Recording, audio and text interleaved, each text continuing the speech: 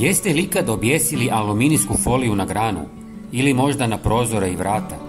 Ova jednostavna tehnika daje iznenađujuće rezultate i oduševljava milijune ljudi. U današnjem videu pokazat ću vam kako primijeniti ovaj praktičan kućni trik koji će vas oduševiti. Jeste li znali da je aluminijska folija prvi put patentirana 1903. godine, a u početku se koristila za pakiranje hrane i lijekova? Tek kasnije je postala popularna zbog svoje svestranosti u mnogim područjima, uključujući kuhanje, zaštitu od elektromagnetskih smetnji i zaštitu od korozije. Ali sada vratimo se na našu glavnu temu. Trebat će vam samo komadić aluminijske folije, bilo novi ili već korišten. Prvi korak je da ga oblikujete da bude čvršći i ravan. Zavežite ga komadićem špage ili konca kako biste ga mogli objesiti na željeno mjesto, a možete ga pričvrstiti i kvačicom.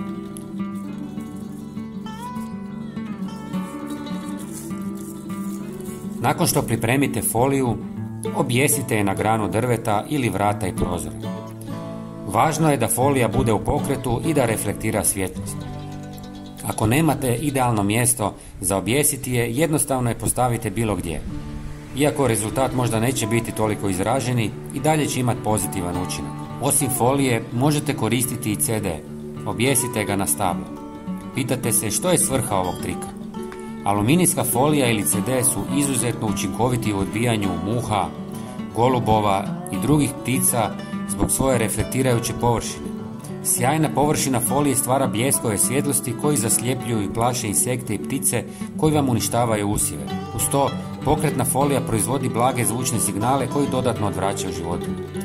Ova jednostavna metoda pruža prirodan i efikasan način da zaštitite svoj prostor i vrt od neželjenih posjetitelja. Dragi prijatelji, bilo bi nam jako drago ako biste podijelili ovaj video s vašim prijateljima i pretplatili se na naš kanal. To je potpuno besplatno. Hvala vam i pozdrav!